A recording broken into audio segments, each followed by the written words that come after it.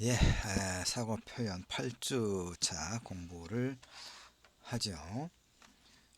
7주차에서 예고를 했던 것처럼 8주와 9주는 사용 제도와 관련된 좀 깊이 있는 논의를 하려고 합니다. 그리고 8주차는 중간 시험 기간인데 우리는 비대면으로 수업을 하니까 중간 시험 대체 과제를 이제 내주려고 해요. 중간 시험 대체 과제는 뭐 공지사항 이 클래스에 공지사항으로 올리고 단톡방을 통해서도 여러분에게 상세하게 안내를 해 주겠는데 8주와 9주 차에 공부하게 될 사용 제도와 관련해서 여러분의 생각을 좀 물어볼까 지금 이렇게 생각을 일단 하고 있습니다. 자, 어, 이 자료는 14페이지짜리인데 서울대 진교훈 선생님의 그 논문입니다. 사용제도에 관한 인간학적 성찰, 철학과 교수님이신데 이 자료를 바탕으로 8주 1, 2, 3차 이렇게 영상 수업 자료를 만들어서 여러분에게 제공할 거예요. PDF 자료는 이거 하나로 8주 차 1, 2, 3차시 자료를 전체를 이 자료로 보고요. 그래서 1차시를 우선 시작을 합시다. 일단 여러분이 이제 인터넷 공간에 들어가서 검색을 하면 사용제도 찬반에 관한 의견이 근거들이 이제 굉장히 잘 나와 있어요. 왜냐하면 우리 사회에서는 이 사용제도가 굉장히 오래된 사회적 논쟁이기 때문에 그렇습니다. 그래서 이제 우리나라는 법적으로 그 사용제도가 지금 있어요. 사용제도가 있습니다. 우리나라의 형법과 군 형법 등에 사형이라고 하는 형벌이 규정되어 명문화되어 있고 실제로 사형 제도를 실시해 오고 있어요. 이제 이 말은 이제 좀 정확하게 이해할 필요가 있는데 어, 그러니까 지금도 그 지난 시간에 그 7주차에 뭐 1차 시도 그렇고 2차 시 뭐 제교 폭력이라든가 성폭력 범죄 이야기하면서 7주 2차 시의 설명을 좀 한 것 같은데 현재 우리나라에서는 그 사형수가 60여 명 있어요. 그러니까 대법원에서 사형 확정 판결을 받은 사형수들인데 그 집행을 이제 법무부 장관이 하는 거예요. 대통령의 재가를 받아서 법무부 장관이 사인을 함으로써 이제 집행이 되는데 김대중 정부 들어서부터 실제로 사형 집행을 하지 않고 있죠. 그 전에 이제 김영삼 대통령이 퇴임하기 한 달 전쯤인가 사형 그 수들을 모조리 이렇게 사형을 집행한 이후에 김대중 정부 들어서부터 지금까지는 사형을 집행하지 않고 있어요. 왜냐하면 사형 제도를 폐지한다는 그런 이제 흐름이 좀 세계적으로 좀 많이 있고 우리나라에서도 뭐 종교단체라든가 인권단체 등에서 이제 그 사형 제도를 폐지할 것을 요구하는 그런 일정한 흐름이 있거든요. 그러나 이제 사형 제도는 법으로서 현재 있지요. 근데 이제 사형 제도가 유지돼야 한다는 여론도 상당하기 때문에 정부에서는 좀 어정쩡하게 사형 제도는 폐지하지 않고 그대로 유지하고 있으면서 실제로는 사형 집행을 하지 않아서 이제 그 실제적으로는 그 사형 폐지 사형 제도를 폐지하는 그런 모양새를 취하고 있어요. 그러니까 일정하게는 좀 모순이에요. 그 국가가 어찌 보면 국가가 좀 무책임하다고 말할 수 있는 거죠.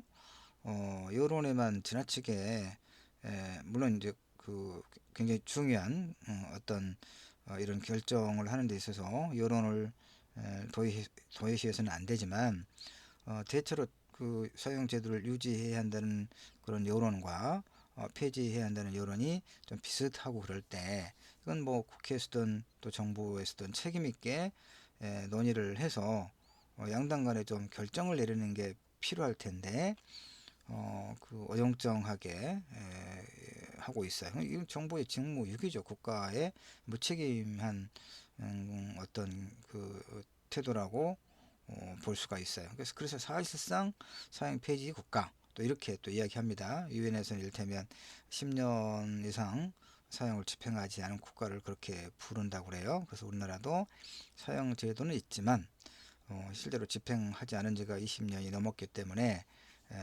사실상 사형제 폐지 국가다. 참 애매하지요. 그러나 현재도 그 아주 잔혹하게 사람의 생명을 박탈하고 뭐 성폭행해서 신체를 또 훼손하고 뭐 이런 아주 잔혹한 인간 이하의 그 범죄를 저지른 자들 중에서는 이제 그 대법원 확정 판결로 사형을 확정받은 그 사형수들이 60여 명이 현재 있다 이겁니다. 자, 그런데 이제 8주차와 9주차에 검토하려는 자료들 중에서는 일단 이 사형제도에 관한 인간학적 성찰 진교훈 선생님의 자료를 보면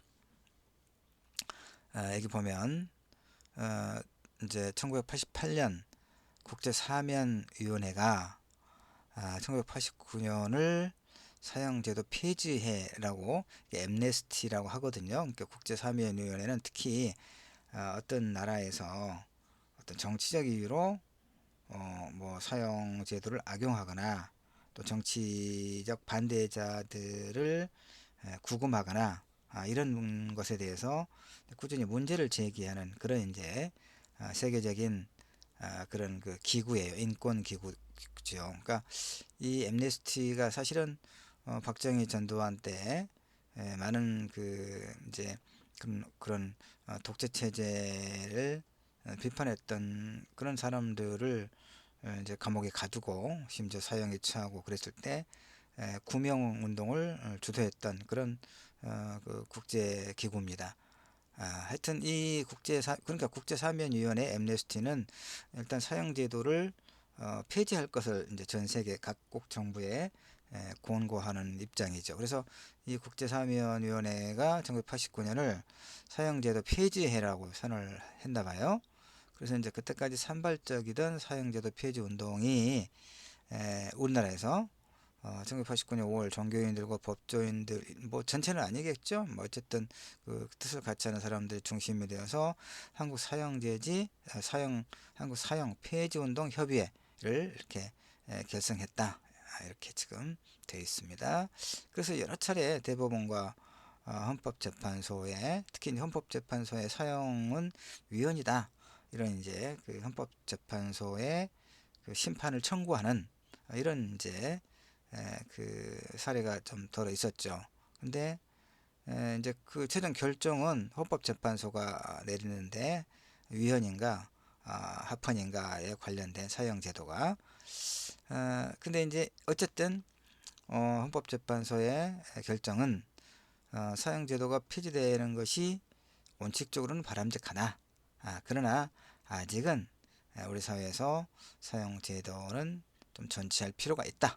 이런 판결을 내렸기 때문에 사형 제도를 폐지를 또 못하는 거죠. 그러나 최근에는 또 이제 이게 그 늘 어떠냐면 우리 사회는 굉장히 이제 쟁점이 좀 많이 있잖아요. 늘 쟁점이 많은데 그러니까 이 사형 제도와 관련된 것은 우리 사회에 오래된 그런 이제 묵은 쟁점 중에 하나입니다. 그런데 그 뭐 이를테면 뭐 조도순이니 뭐 유영철이니 이런 하여튼 그 뭐 그 이런 사회적으로 크나큰 그 이제 어떤 영향을 끼치는 그 사람들의 어떤 그 분노를 자극하는 그런 악랄한 어떤 범죄자들이 이제 그 보도되고 그러면 범죄 행위가 보도되고 그러면 우리는 사람들은 사형에 처해야 된다. 저런 사람들은 인간으로서의 어떤 보편적 인권을 운운하는 것이 너무 이 가당치 않다. 그런 여론이 이제 들끓지요. 근데 조금 이제 또 잠잠하면 또 이렇게 이제 사형 제도를 폐지하는 것이 마땅하다. 또 이런 여론이 또 일고 그래요. 그러니까 늘 이렇게 그 어떤 한쪽으로 한쪽으로 쏠림이 없어요. 쏠리지 않고 좀 대체로 팽팽한 그 여론이라고 하는 게 이제 그런 상태죠. 그다음에 이제 그런데 학계에서는 이제 이 진교원 선생님의 이 글에 의하면 우리나라 철학계에서는 그 이 사형제도에 관련된 논의가 그렇게 많지는 않은 것처럼 보여요. 그래서 이제 진교원 선생님의 의견은 사형은 인간의 생명권과 직결되는 문제이기 때문에 비단 법률적인 형벌의 문제일 뿐만 아니라 또한 종교적인 문제이고 윤리적 문제이기도 하다. 특히 인간의 본질적인 이해와 또 인간의 존엄성을 규명하려고 하는 철학적 인간학의 문제이기도 하다. 그러니까 지금 이 서론에서 문제 제기를 하고 있는 거예요. 그래서 내가 그 어떤 사형제도의 어떤 인간학적인 어떤 성찰을 내가 이제 본문에서 한번 논의해 보고자 한다라고 하는 그 문제 이 글의 도입부에서 문제 제기다 이런 얘기입니다.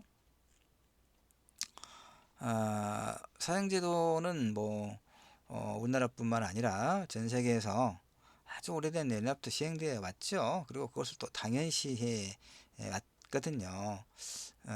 그러니까 그 함무라비 법전 같은 경우도 그렇고, 그다음에 이제 우리나라 그 고조선의 3조 근법 뭐 8가지인가 그 있었는데 3가지가 전해져 온다고 지금 기록되어 있죠. 사람을 죽인다는 사형에 처한다 이렇게 되어 있어요. 그러니까 아주 그 고대 국가에서부터, 그다음에 우리가 잘 알고 있는 뭐 눈에는 눈, 이에는 이 그라고 알려져 있는 함무라비 법전에서도 사람을 죽인다는 사형에 처한다. 그다음에 그 가족들은 노예로 삼는다. 뭐 이런 규정이 있다는 얘기예요. 그러니까 사형 제도는 인간의 삶이 인간이 이제 그 어떤 공동체, 사회를 이루고 살아가는 그런 그 단계에서부터 이제 남의 생명을 해치는 범죄도 일어나고 그에 따라서 그런 사람은 그에 합당한 처벌을 해야 된다. 그러니까 그때는 이제 좀 단순했겠죠. 그래서 남의 생명을 해친 자는 그자도 생명을 이제 그 어떤 공동체의 어떤 합의에 따라서 어떤 법과 제도에 따라서 생명을 박탈하는 그런 이제 그 제도가 아주 오래전부터 있었다 이런 얘기예요. 그래서 그것을 사실은 좀 당연시해 왔고 그 공개적으로 그것을 이제 뭐 인권에 반한다거나 뭐 이렇게 해서 공개적으로 문제를 제기하는 하지는 상대적으로 많지 않았다, 조심스러웠다 이런 얘기입니다. 근데 이제 역사상 이 사형제도 폐지가 공공연하게 이렇게 공개적으로 논의되고 했던 것은 1714년 물 한 모금만 할게요.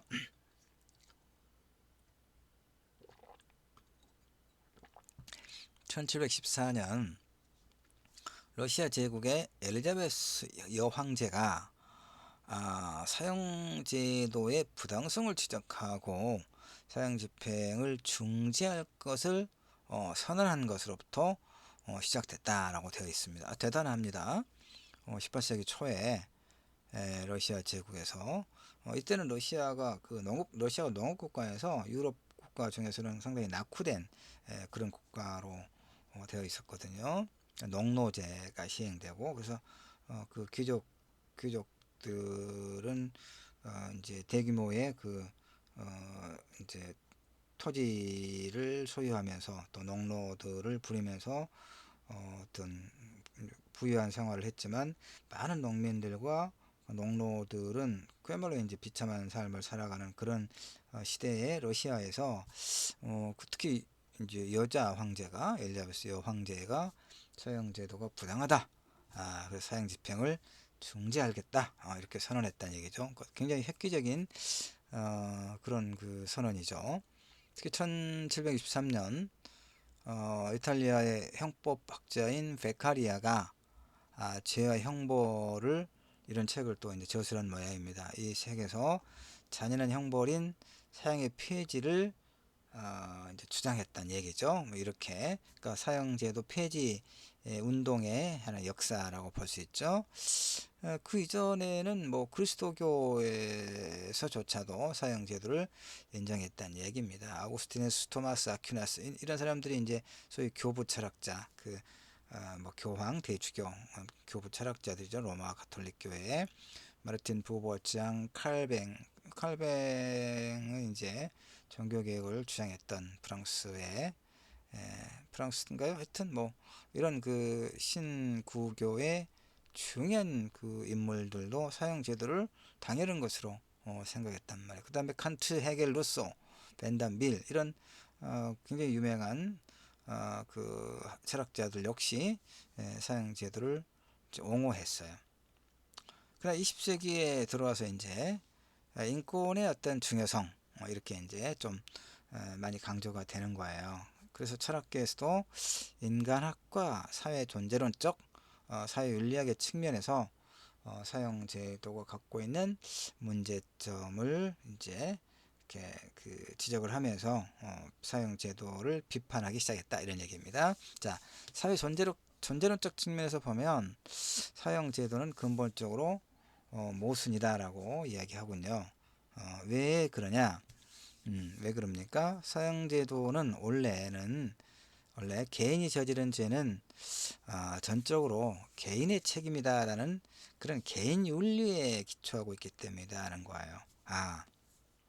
굉장히 중요합니다.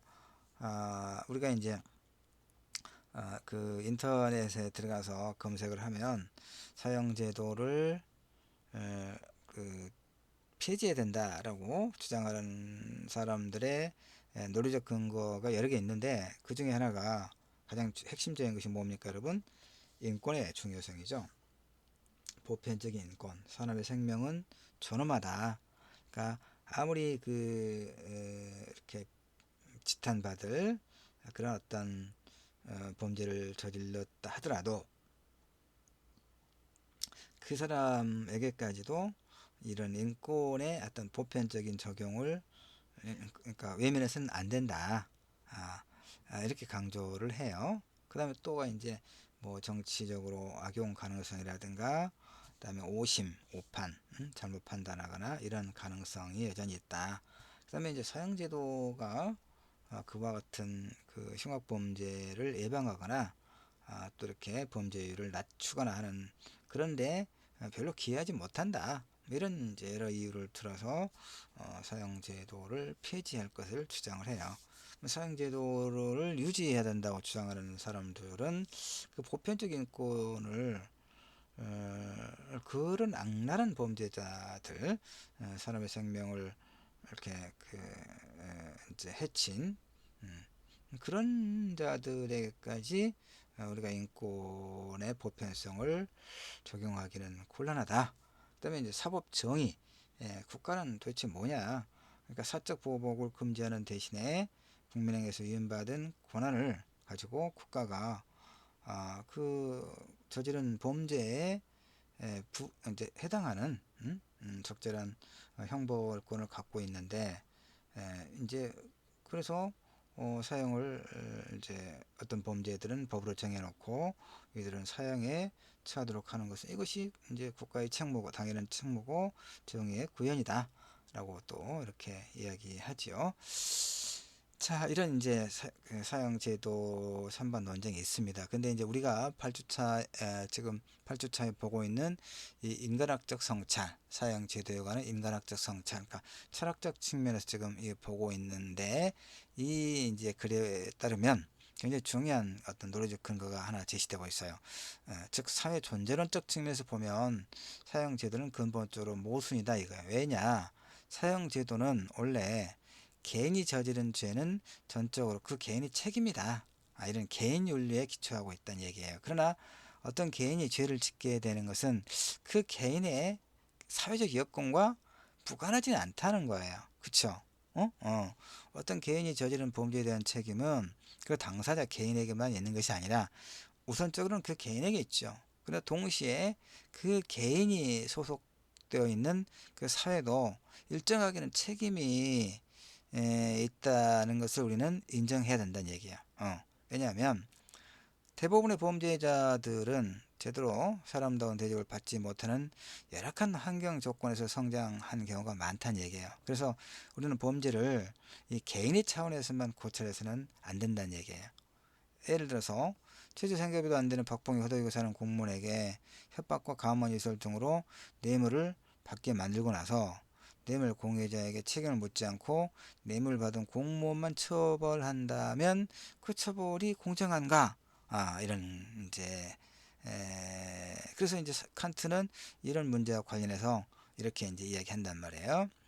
평등의 원리란 정의의 저울추가 어느 한쪽으로 기울어지지 않게 하는 것을 말한다. 그러므로 만일 당신이 다른 사람을 부당하게 괴롭히면 당신은 당신 자신을 괴롭히는 것과 다를 게 없다. 만일 당신이 타인을 비방하면 당신 자신을 비방하는 것이 된다.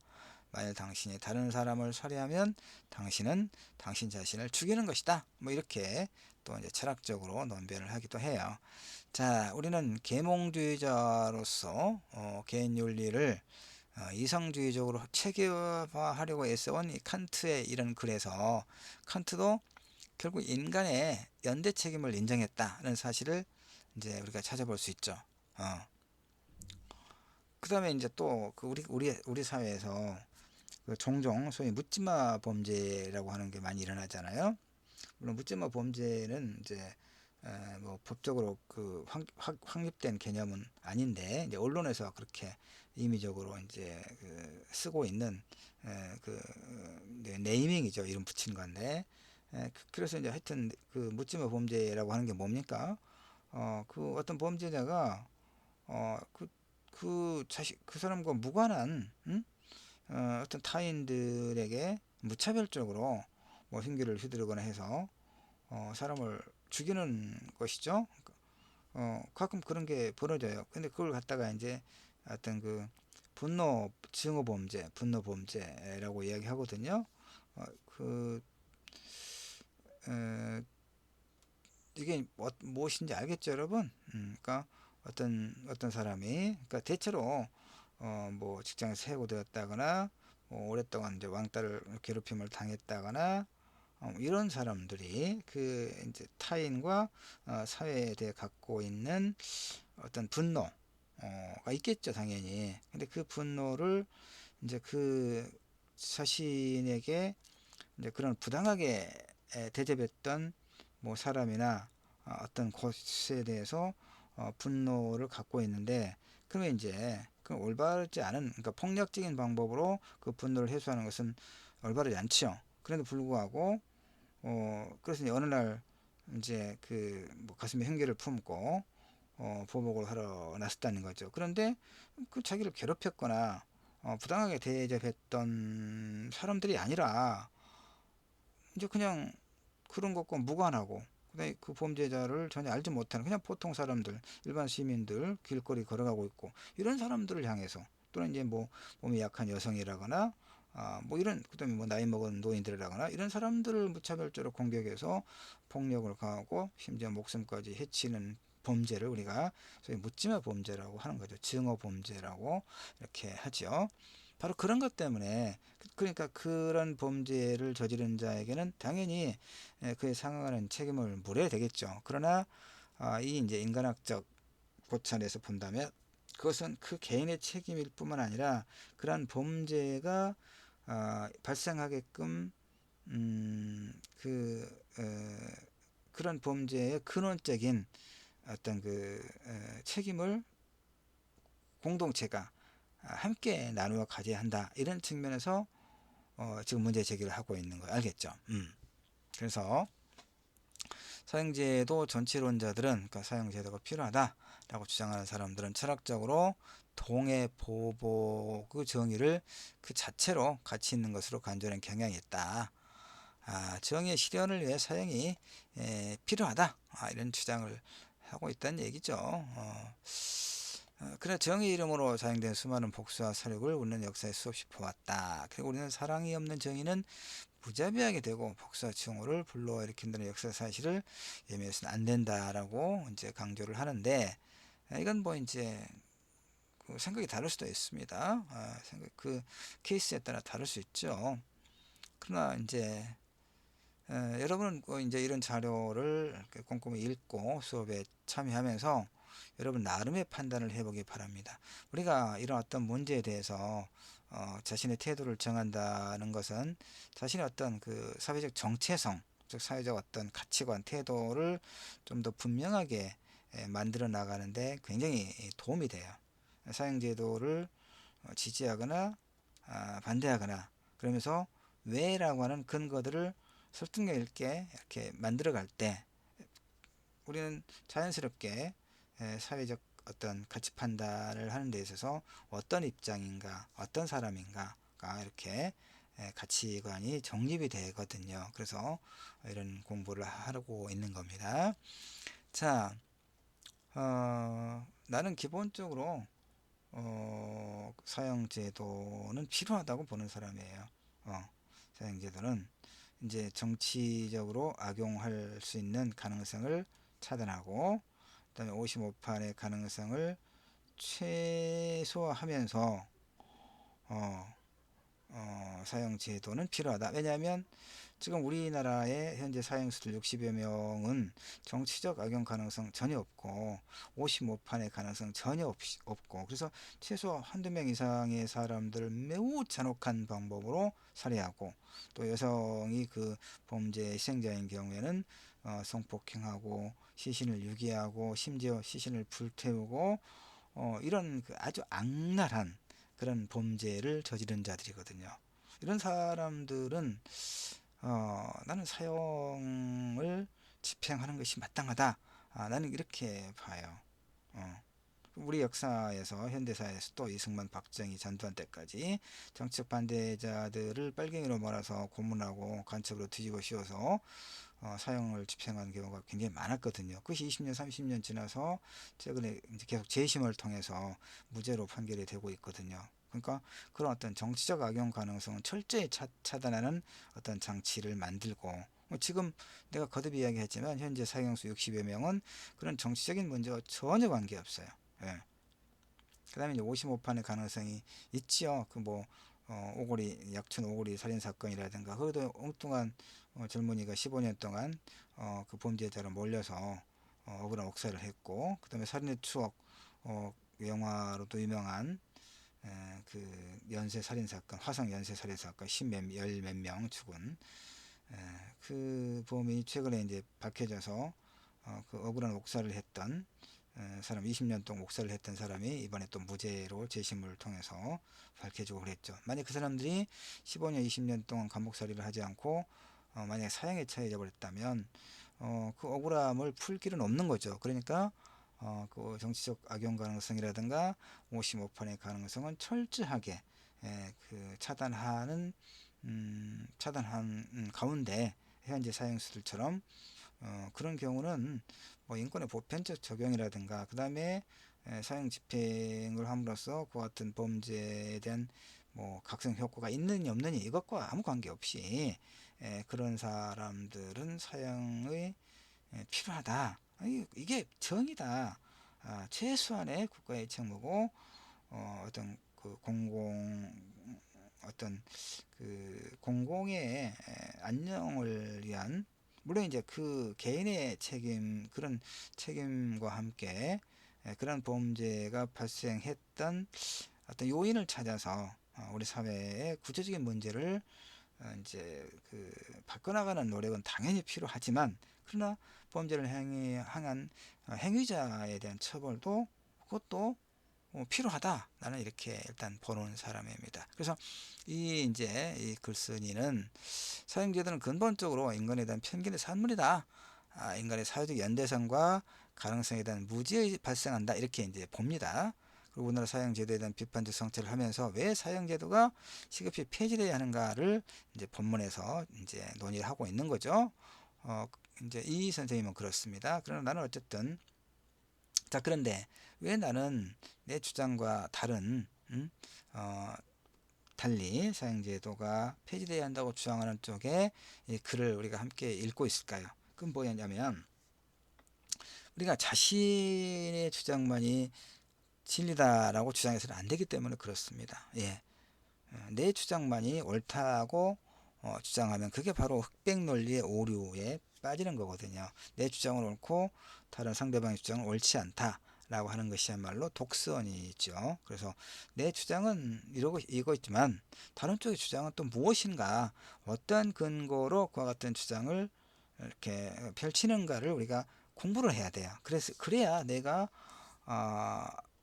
그 견지하는 주장이 타당한가, 논리적으로 타당한가를 점검할 수 있고, 그게 아니라면 다른 쪽의 입장을 선택할 수도 있고 그래야 되겠죠. 그래서 우리가 이런 공부를 하는 것이죠. 자, 8주 1차 시 여기까지 하고 쉬었다가 또 2차 시 하도록 하겠습니다.